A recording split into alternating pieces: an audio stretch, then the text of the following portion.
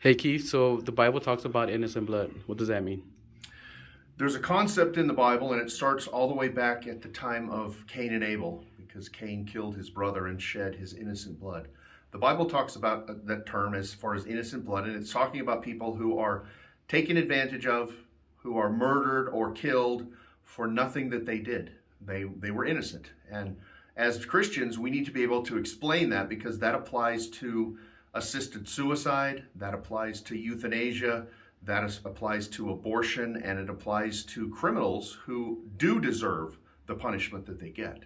And so a Christian can be in favor of capital punishment for those who have done heinous things. You know, if you're a mass murderer, according to our laws and our country and the Bible, you deserve to die for what you did because of what you did to other people. But innocent blood is a concept that people forget about, and they don't think it applies. But God says it does apply, and He keeps track of what happens to the innocent when babies are aborted, when old people are abused and neglected, when people are mistreated either as children in abusive relationships, or even when men beat up their girlfriends and their wives.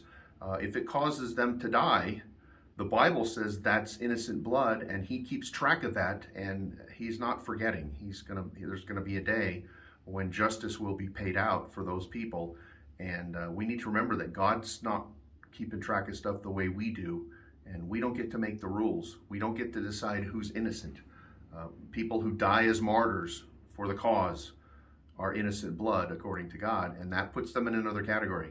If you do something and get yourself killed, if you go out and do something stupid, or you commit a crime and you get killed in the process, that's not innocent. George Floyd was not innocent blood. His behavior and his actions brought about some of the stuff that happened to him, and we can't make heroes out of people who are not innocent just because they're a certain color. You know, we're not going to get into the racism stuff, but just because you're a color doesn't mean you're a hero or that you're innocent. God's the one who decides who qualifies as innocent blood and whether they're not. But you can be for capital punishment for those who deserve it, and still defend life and fight against and pray against things that God says should stop.